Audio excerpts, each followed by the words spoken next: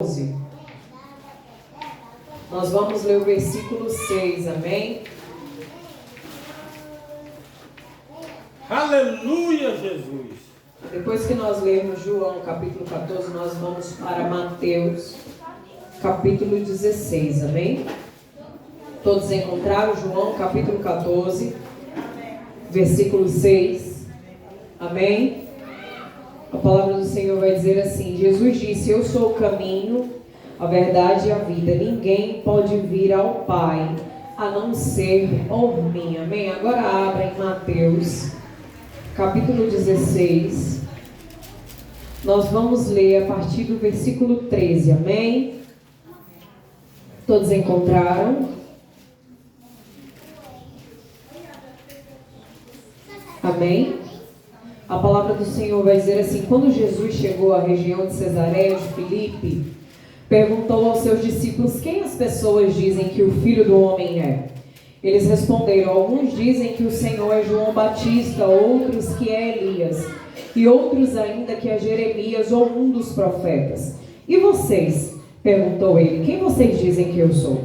Simão Pedro respondeu: o Senhor é o Cristo, Filho do Deus vivo. E Jesus disse: que grande privilégio você teve, Simão, filho de João. Foi meu Pai do céu quem lhe revelou isso. Quem revelou isso a Pedro? O Pai do céu. Nenhum ser humano saberia por si só. Agora eu lhe digo que você é Pedro, e sobre esta pedra edificarei a minha igreja, e as forças da morte, ou outras traduções vão dizer que as forças do inferno, não prevalecerão. Amém? Você se assenta glorificando o nome de Jesus. Amém? Amém.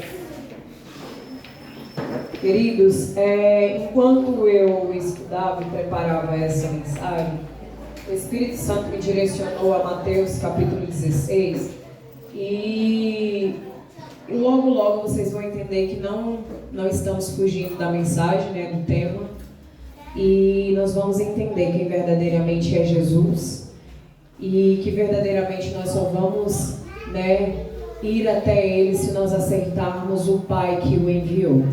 Queridos, nós vamos ver que em Mateus capítulo 16, ele vai iniciar com os líderes da sinagoga pedindo um sinal a Jesus para que ele realmente descrevesse ou dissesse que ele era o Messias enviado.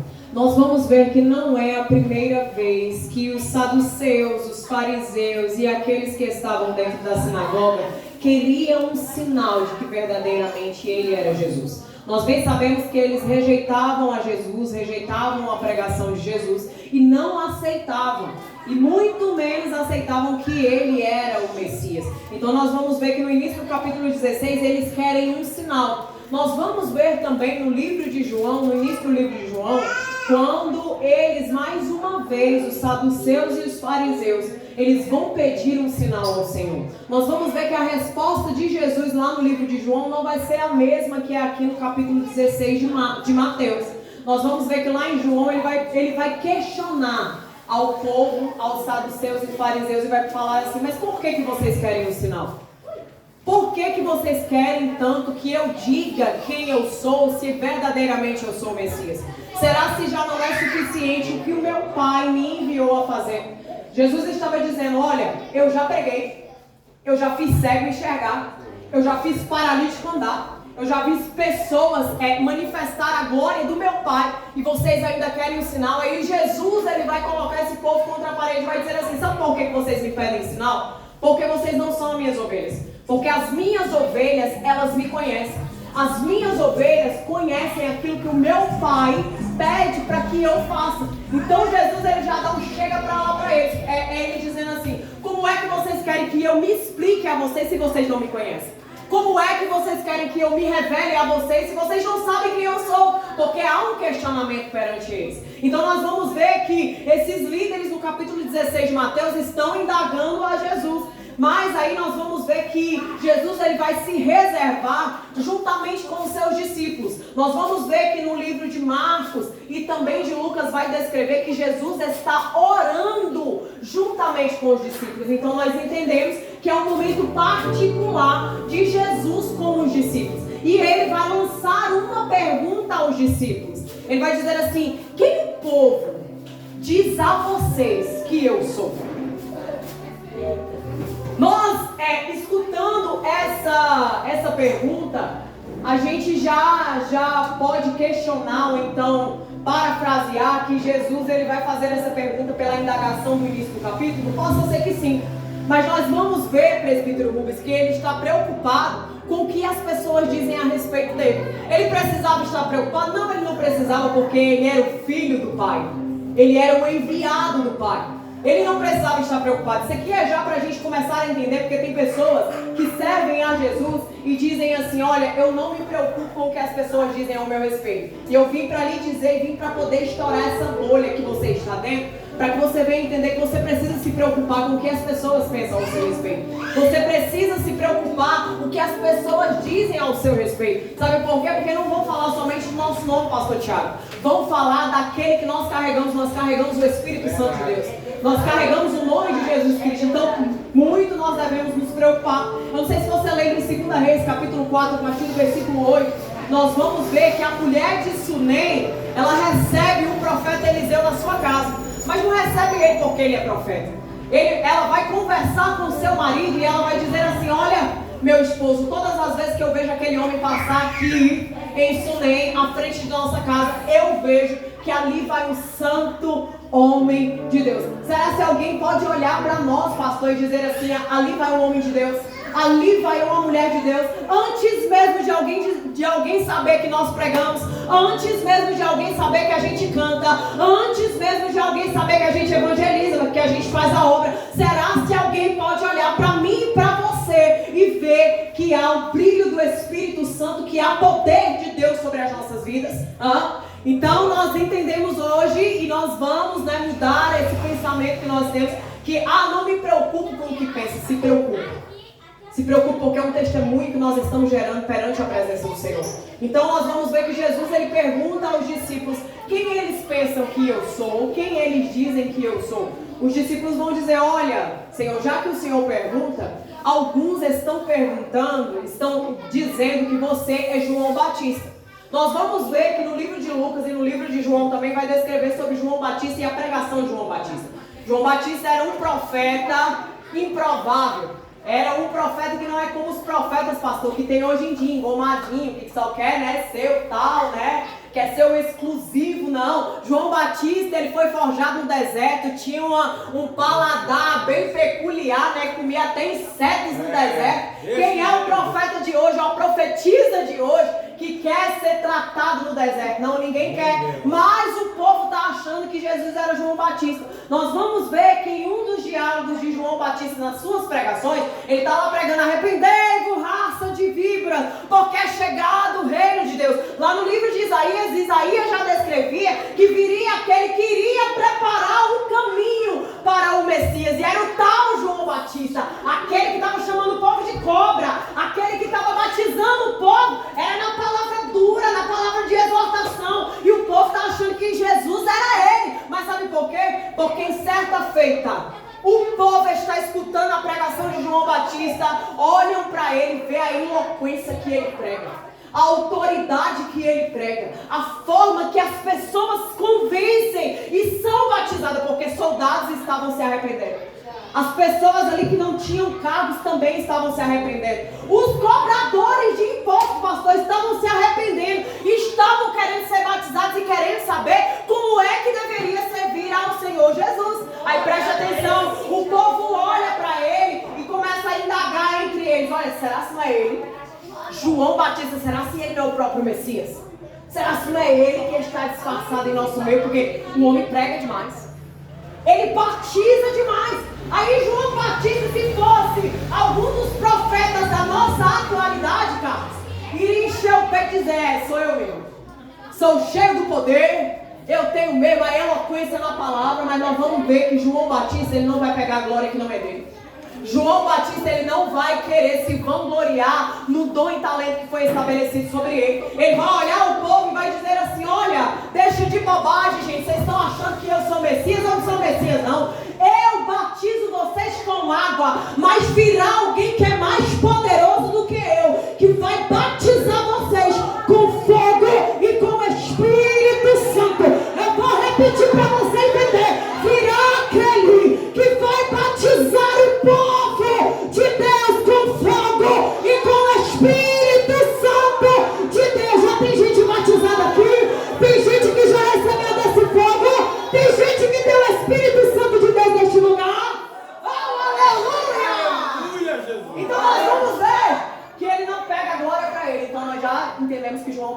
Batista, não era ele.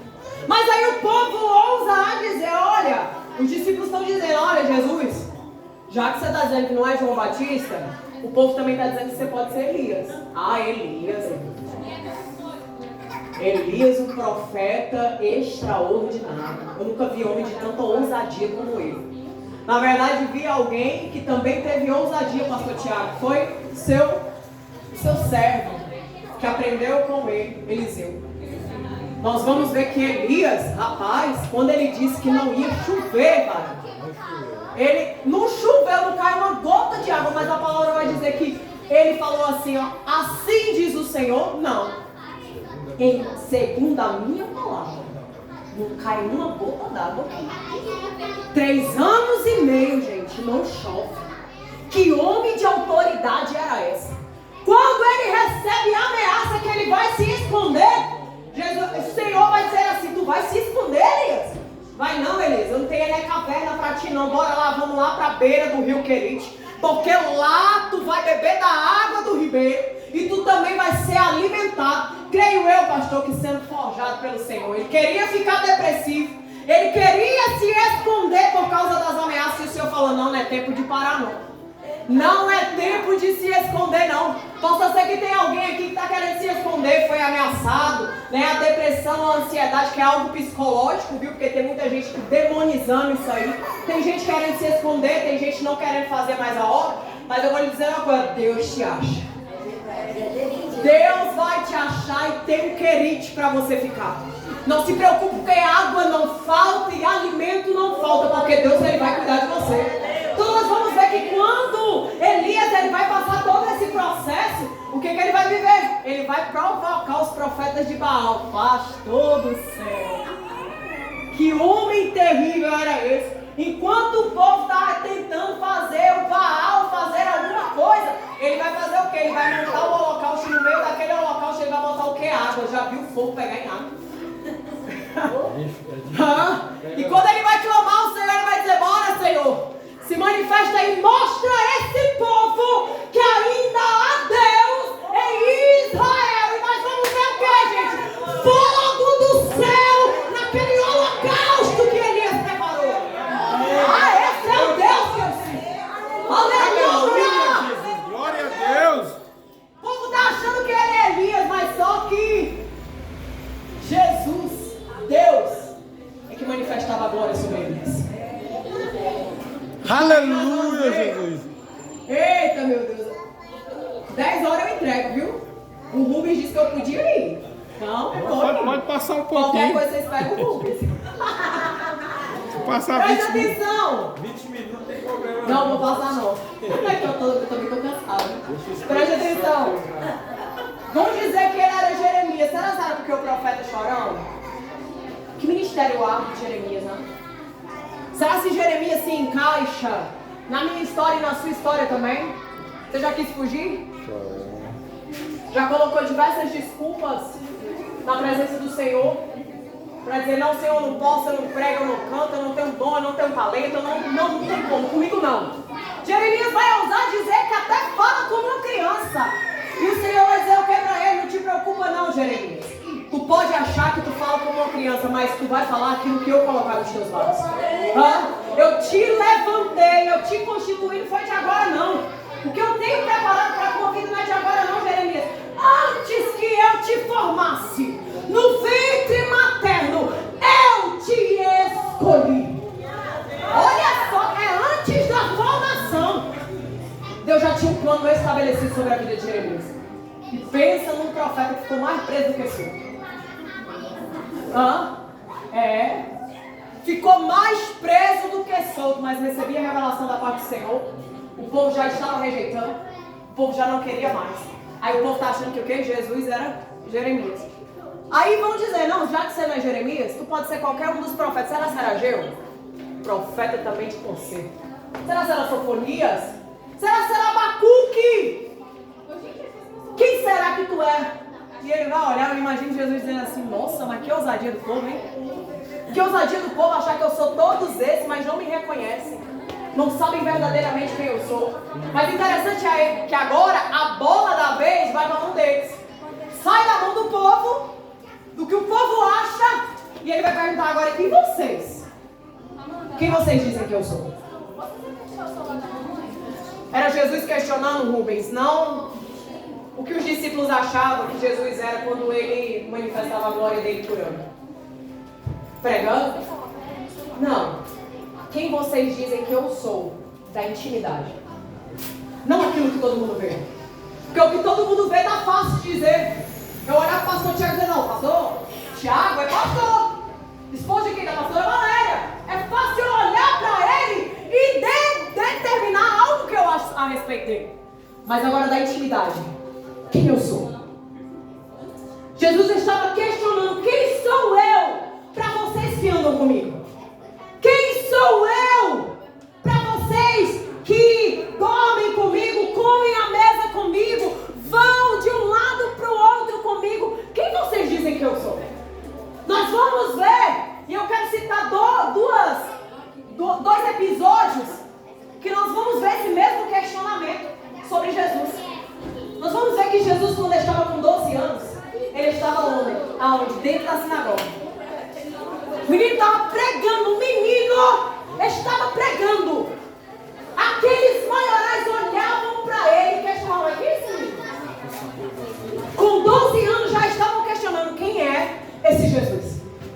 Prega, ensina, exorta, com eloquência, a gente é mais velho, mais sábio, e chega esse menino para dar lição de moral na gente. Então já havia uma indagação. Antes mesmo dele curar, antes mesmo dele profetizar, antes mesmo dele fazer tudo, já havia uma indagação. Quem é ele? Nós vamos ver outro episódio, agora ele já está grande, menino, já está maduro. Uma mão. Ele está dentro do barco, junto com os discípulos. Ele diz a eles, é necessário que a gente vá para o outro lado. Para onde? É necessário para ir para onde? A Gadara. Mas só que no meio dessa trajetória, o mar fica revolto. O vento fica furioso. Jesus está na proa, dormindo, descansando. Porque estava cansado, gente. Mas os discípulos começam a ficar desesperados, pastor. Por quê? Porque poderia ir a pique. Ali a embarcação poderia se arrebentar e todo mundo morrer. E é o que eles vão dizer. A gente vai morrer. A gente vai perecer.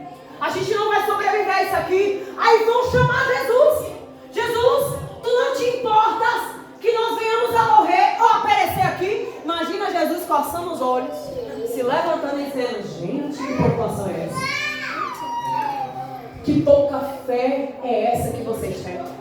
Ele estende as mãos, ele acalma a tempestade e acalma o vento. Os discípulos que estavam com ele já há muito tempo, olham entre eles e dizem, que homem é este, que até o vento e o mar lhe obedecem. Andam com ele, vivem com ele, mas no meio do olho do furacão, da tempestade, questionam quem é ele.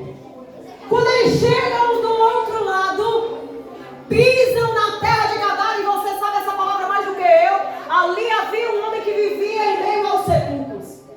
Correntes nenhuma o segurava. Comia, se alimentava de restos mortais do cemitério. Vivia como louco. Quando Jesus pisa em Gadara, ele sai de meio aos sepulcros. Ele vem correndo até Jesus.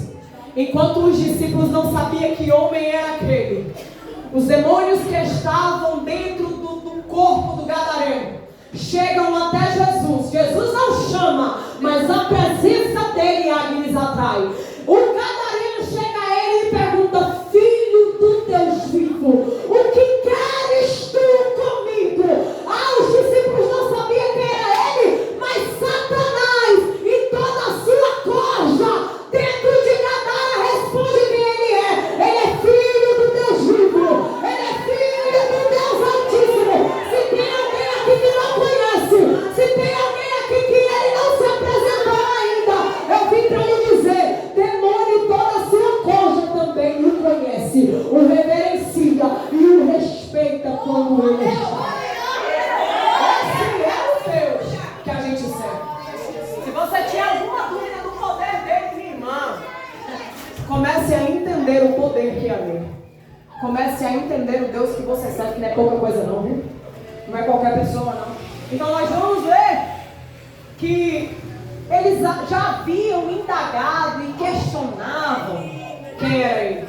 E nós vamos ver que no livro de Mateus, ele é apresentado como rei, diga, como rei. Ele é apresentado como rei dos judeus. Livro de Marcos, Carlos, ele é apresentado como um servo sofredor. Lá em Marcos capítulo 15, a partir do capítulo 15, nós vamos ver que ali já começa a perseguição com Jesus. Jesus já é levado à frente de Pilatos. O povo já está querendo matar Jesus. Já incomodou tanto o povo que o povo quer a morte dele. Nós vamos ver que Pilatos não vê nenhuma falha, nenhuma acusação grave contra ele. Ele vai levar o que? A júri popular. E aí, gente? Como é festividade? Vocês sabem que toda festividade a gente pode soltar alguém que está preso. E aí, o que vocês querem? Vocês querem Barrabás ou Jesus? O povo vai gritar o quê, Rubens? Barrabás. Nós queremos Barrabás. Cara, olha, terrível. O pior que tinha. Pediram para assaltar. Jesus vai ser o quê? Crucificado. Quando nós falamos, e alguns estudiosos descrevem que ele é o servo sofredor, é por isso. Sofreu. Por mim e por você. Tá? Se entregou. Por mim e por você. E é por isso que nós estamos aqui hoje. Porque tragada foi a morte pela vitória. Tragada foi a morte, Rubens, pela vitória. Ele morreu por mim e por você. Foi preço de sangue que ele pagou. Ele está lá no Gólgota. Ele está lá sofrendo por mim e por você. Foi chicoteado, foi cuspido, foi massacrado. Ali está o servo sofredor. Ele ainda ousa dizer: Pai, se possível for em sua oração, ele vai dizer: passa de mim esse cálice. E o Pai vai dizer: não. Satanás enlouquece aqui, porque ele sabia que ele não tinha mais poder. Pela vida? Não. Porque a vida foi vencida na cruz.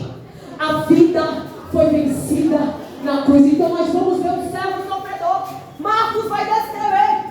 Aí nós vamos ver que no livro de Lucas, ele tem a sua missão heróica. Doutor Lucas vai descrever ele como um herói. E nós vamos ver que ele vai ser um ser humano perfeito. Sem erro, sem falha, sem nada para acusá-lo. Lucas vai descrever Jesus com excelência naquilo que ele verdadeiramente é. Aí agora, nós chegamos no livro de João. João vai descrever diversos eu sou. Eu sou. Desde o primeiro capítulo ele vai dizer: no princípio era o Verbo. E o Verbo estava com ele. Quem já estava com ele hoje? Quem é que já estava lá com ele? Nós vamos ver que no livro de João vai descrever diversas vezes esse eu sou. Nós vamos ver que em João capítulo 1, versículo 19, a palavra do Senhor vai descrever que Jesus, ele é o Cordeiro de Deus. A palavra vai dizer que tira o pecado do mundo. É o mesmo que é descrito em Marcos capítulo 15. Morreu na cruz para o quê? Para arrancar os nossos pecados. Para que eu e você não sofrêssemos e não fôssemos penalizados pelo pecado. É aquele, o Cordeiro de Deus, que tira o pecado do mundo. Diga: ele é o Cordeiro. João capítulo 6, do versículo 26 ao 35, ele vai dizer que ele é o pão da vida, Carlos. Jesus é o pão da vida e ele vai dizer: ele é o verdadeiro pão de Deus. É aquele que desce do céu e dá vida. Diga comigo: vida. Diga mais uma vez: vida. É ele que dá vida ao mundo. Ele é o pão que sacia a nossa fome. Ele é o pão que alimenta a nossa alma, Rubens. Ele é o pão. E eu vou lhe dizer uma coisa: nós não estamos falando de comida ou bebida da terra. Se nós estivermos nele, se nós tivermos esse pão, queridos, de nada mais nós temos falta. Ele é o pão que nos sacia. É ele o nosso Senhor Jesus. Interessante é que é o pão de Deus. O pão que veio do Pai. Aqui nós já estamos chegando lá no nosso tema. No tema da campanha. Nós já vamos ver o Pai representado aqui. João capítulo 8, versículo 12. Ele vai dizer assim: eu sou a luz do mundo. Eu sou a luz do mundo. Se vocês me seguirem, não andarão no escuro, pois terão a luz da vida. Tem gente com vida? Tem gente aqui que já está na luz? Tem gente aqui que já foi arrancada das trevas? Tem alguém aqui que já foi arrancado das garras de Satanás? Porque a palavra do Senhor vai dizer que as trevas com a luz, elas não coincidem, elas não se unem. Então eu creio que aqui só tem gente que foi alcançada por essa luz. Tem gente que foi alcançada por essa luz, e essa luz ela está resplandecendo sobre as nossas vidas. É essa luz que nos alcançou, que tirou todo o pecado, que despiu todas as trevas. Essa luz que nos faz compactuantes com a glória de Deus, que nos faz ser filhos juntamente com Jesus Cristo, perante ao Pai que nos escolheu. Glória a Deus! Ele tem essa luz. Você já observou que tudo é vida? Vida, vida e vida. Eita, meu Deus! Presta atenção. João, capítulo 10.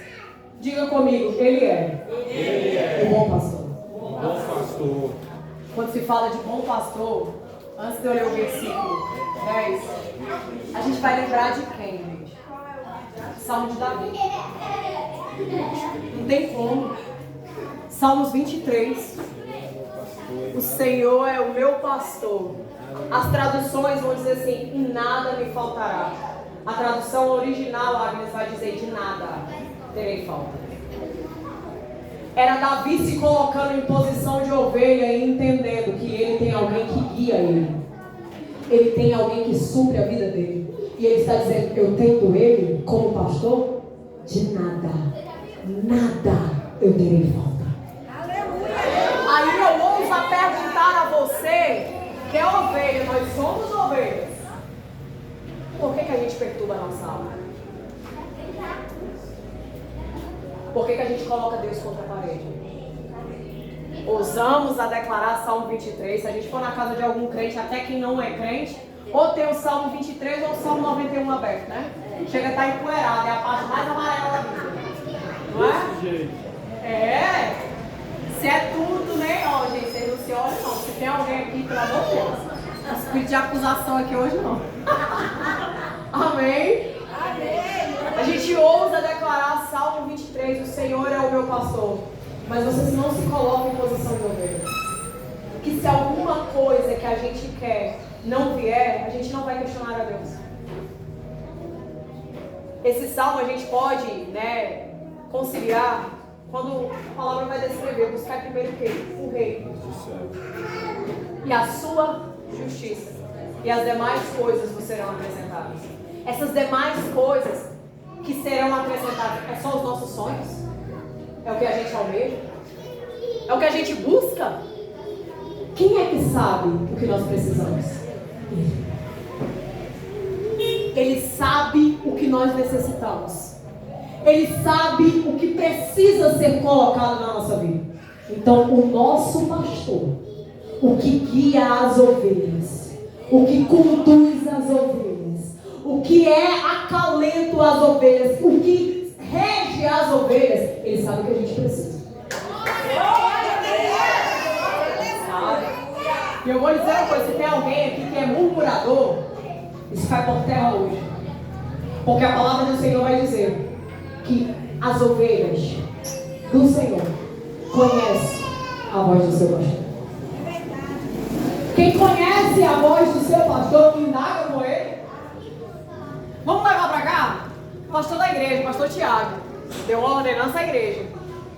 Tu tem coragem de bater de frente com ele? Só que você não pode, né, pastor? Se for um bode terrível, vai bater de frente.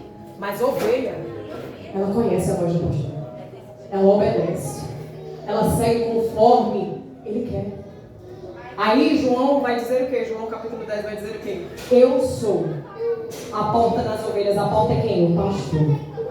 E ele vai dizer, o pastor sacrifica a vida pelas ovelhas.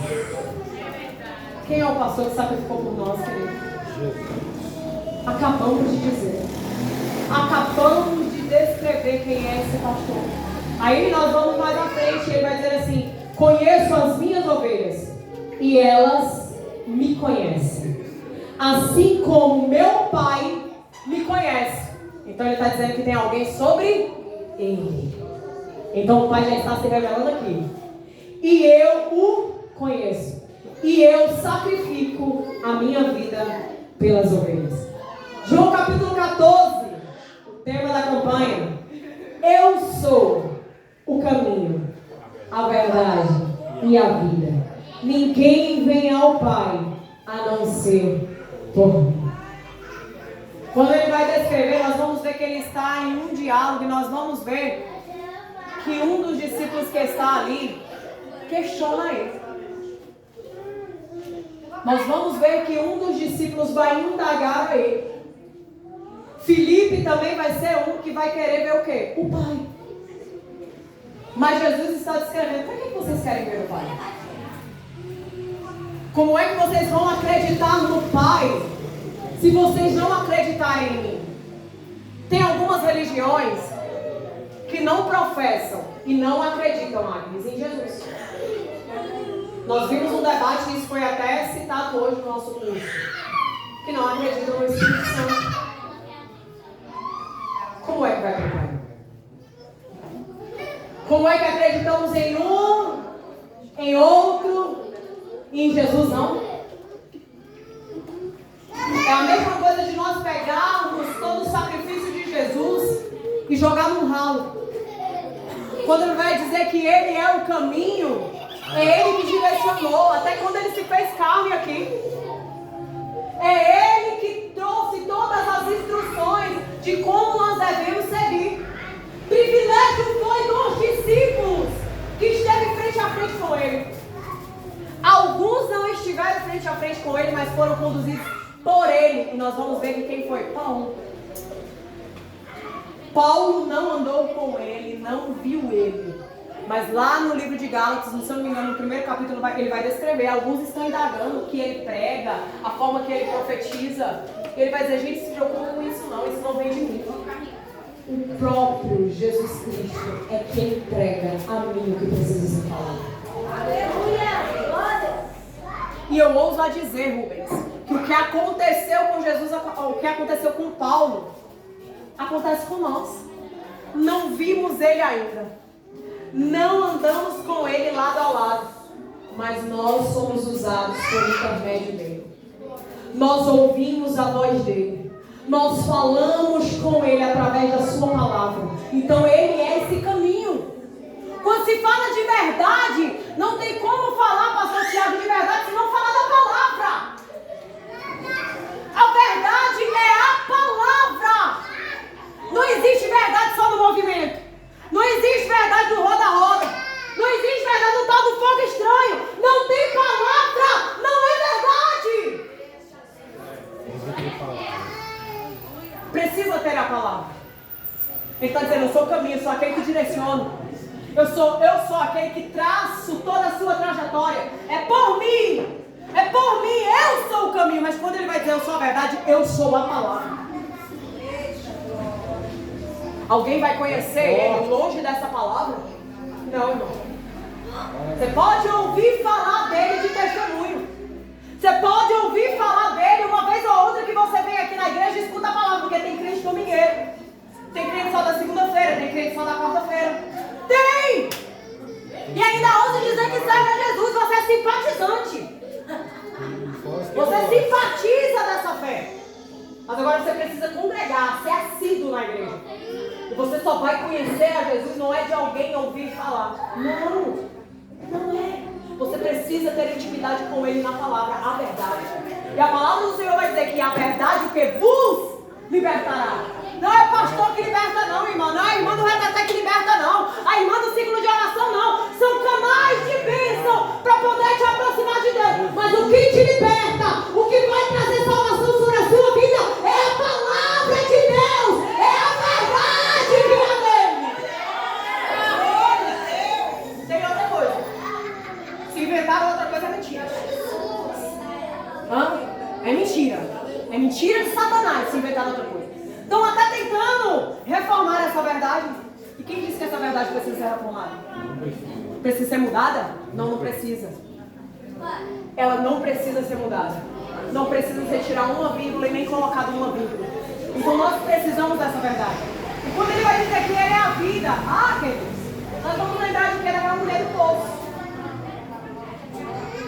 Está lá a mulher, um sol escaldante, pegando água. Ele chega cansado. E ele vai pedir o quê? Água, pastor. Pede água. Ela já vai questionar, mas logo eu, samaritano, tu vai pedir água pra mim. Aí ele vai lançar algo que é extraordinário que foi lançado sobre as nossas vidas. Ele vai dizer assim: se tu soubesse, mulher, quem te pede água de beber, tu não só daria água a mim, mas tu pediria água a mim. Porque a água que eu te der, tu nunca mais terás sede. Quando ele vai dizer tu nunca mais vai ter sede, ele vai dizer tu terás vida. A água que eu te der, tu terás vida. Tu lembra de Ezequiel capítulo 47? Ezequiel capítulo 47, Ezequiel ele vai ver a água saindo da porta do templo. Um homem, uma teofania acontece, que na parte teológica é a própria representação de Deus. Ezequiel agora está vendo um homem com um cordel carne de medir em sua mão. A palavra vai descrever que ele está medindo ali 500 metros. Mais 500 metros. E a água está subindo do tornozelo só para o joelho, do joelho só para os lombos. E do lombo vai subir por quê? Para cá. A ponto que ele está atravessando de um lado para o outro. Mas quando a água vai submergir ele vai dizer: agora não tem como ir andando. Aqui só vai a nada. É ele dizendo: agora dentro dessa água, agora estamos submersos nessa água, eu só vou se for nadando. É a palavra descrevendo. Você na minha presença é só se for na totalidade. É só se estiver submerso nessas águas. E essa água representa o que? Presença. Essa água representa o que? Vida. E era Ezequiel dizendo: agora que eu estou sobre esta vida, eu estou sobre esta presença, eu estou inundado, tem como ir, pastor? A gente que já experimentou dessa água, a gente que já está em vida com Cristo, a gente vai para algum lugar sem Ele? Não vai. Não vai. Não adianta, você pode tentar, você pode fugir, você pode ir para onde você quiser, você pode se esconder num buraco. Bebeu dessa água, transbordou nesse rio da vida, acabou, meu irmão. Você só sobrevive com ele. Você é igual um peixinho, fugiu, é igual um peixe fora d'água. Morre, pastor. Morre. Então ele está dizendo: olha, eu sou o caminho, eu dou direção, eu sou a verdade, eu sou a palavra. E quando ele diz eu sou a vida, eu sou o único em que você pode ter vida. Não há vida fora dele. Não há vida fora dele. Você entende isso aqui? Então, nessa campanha são o quê? São 7? Essa é a segunda, né? Não quebra. Não quebra essa campanha. Você vai ver que não é uma campanha de receba. Nossa, não é, irmão. É uma palavra que ou você se converte, serve a ele de verdade, ou então não sei o que você quer mais. Ou você entra de uma vez, né? Ou então sai de uma vez. É a oportunidade que o Senhor está nos dando toda segunda-feira, até que Ele venha. Vai que Ele venha hoje. Vai que seja na próxima segunda-feira. É a oportunidade que Ele está te dando de você conhecer quem é Ele e conhecer o Pai. É a oportunidade que Ele está dando para a igreja. Mas não, eu já sirvo a Jesus. E quem disse que você dizer de lábios quer dizer que é garantido que você o conhece? Tem muita gente que está aí servindo. Tem muita gente que canta, diz que canta no nome dele, diz que prega no nome dele. Mas se você sentar para saber quem é Jesus, como ele perguntou aos discípulos, ninguém sabe responder. Então eu quero convidar a igreja. Se tem alguém, mas se tem mesmo, gente. Se tiver alguém para reconciliar com Jesus, vem. Se tem alguém para poder aceitar Jesus, vem. Porque este é o momento, essa hora. Ah, pastora, você está prometendo que vai ser maravilha? Vai não. O sangue vai dar na canela, o pau vai quebrar no meio do lombo, tá? Porque servir Jesus não é facilidade não, igreja. Não é. Eu não vim para contar a história de carochinha e dizer, ah, você vai ser próspero, um querubim, saltitante, pássaro, verdadeiros. Você não vai ser, não. Para servir a Ele, eu estava pregando no sábado num congresso de irmãs e eu dizia, gente, a maior luta não é de quem está lá fora. A luta é nossa, aqui dentro. Porque tem gente, mas você é crente, você não pode beber. Não, eu escolhi não beber. Mas você não pode prostituir, não pode ser mulher de vários homens, marido de várias mulheres. Não posso? Posso. Eu escolhi não ser isso. Eu escolhi não me contaminar. A palavra vai dizer, tudo é lícito, mas nem tudo convém. Nós entendemos que servirmos a Ele, pastor, nem tudo vai ser conveniente a nós. Beber não é conveniente, prostituir não é conveniente, mentir não é conveniente. Por quê? É por nossa causa não, porque nós carregamos o nome de Jesus Cristo. E é por Ele que nós sacrificamos todo dia. Não é porque somos bons não, irmão. Todas as vezes que nós adentramos neste local, todas as vezes que nós nos ajoelhamos e oramos, nos prostramos na presença dele, está achando que é mostrando a fortaleza que nós temos? É mostrando o quanto nós somos fracos e o quanto nós precisamos dele. Verdade. Se o Senhor está preparando toda segunda-feira, todo culto, irmão, para você estar aqui, pois se renda de verdade na presença dele. Porque eu ouso a dizer, possa ser o nosso último culto. Há um arrebatamento individual acontecendo. Possa ser que o Senhor tome a minha vida, tome a vida de alguém que esteja aqui. A gente sabe? Não, não sabe. Porque Eclesiastes capítulo 3 vai dizer que um tempo determinado está na mão de quem? De Deus. É Ele que sabe. A palavra vai descrever que muitos são os planos do homem, mas a última palavra vem do Senhor. E se a última palavra dele hoje for ceifar a nossa vida, o que é que nós temos a apresentar ao Senhor? O que tem sido a nossa vida na presença do Senhor? Quero te convidar a ficar de pé. Aleluia, Jesus, glória a Deus. Tem alguém para aceitar Jesus? Tem alguém para reconciliar com Ele? Tem alguém? Se não tem, coloque a mão no seu coração. Feche os seus olhos. Soberano Deus e eterno Pai, mediante, Senhor Jesus, a Tua palavra, eu quero glorificar o Teu santo nome, Pai, porque o Senhor falaste conosco. Pai, nós queremos conhecer a Ti e conhecer o Pai que Te enviou. Nós bem sabemos, Senhor, que não há céu, Pai, se nós não servirmos a Ti e ao Pai com integridade. Nós não vamos ser a habitação do Espírito Santo, Pai, se não houver verdade em nós. Nós queremos, Senhor Jesus, perante a essa palavra, perante a essa campanha, Pai, te pedir, traça caminho, Pai, e trajeto sobre nós. Pai, que nós venhamos ser conduzidos por este pastor, que nós venhamos ser conduzidos pelo Pai que é eterno e é fiel, ao caminho, Pai, que glorifica o Teu nome, ao caminho do céu. Pai, nós queremos também te pedir que através da Tua palavra, que ela é a verdade, que ela venha, Senhor Jesus, arrancar tudo aquilo que não provém de Ti sobre as nossas vidas.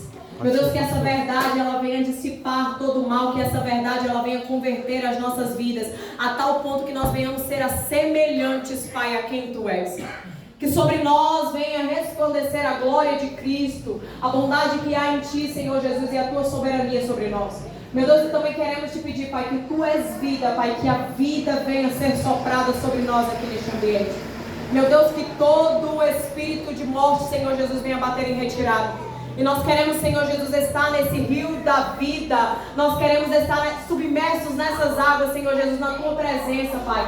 Sendo saciados, Senhor Jesus, por essa água e sendo fortalecidos, Senhor Jesus, até que o Senhor venha. Ajuda a Tua igreja, Senhor Jesus, a não perder a salvação. Ajuda a Tua igreja, Senhor, a não perder a coroa da vida. É o que eu te peço, Senhor. Eu quero, Espírito Santo de Deus, te pedir, nos conduz, Senhor Jesus, a esses dias que nós ainda temos de vida. Nos conduz, Espírito Santo, a esses dias ainda, Senhor Jesus, para ser canal de bênção, Senhor Jesus, para que nós venhamos alcançar outras vidas através da Tua palavra.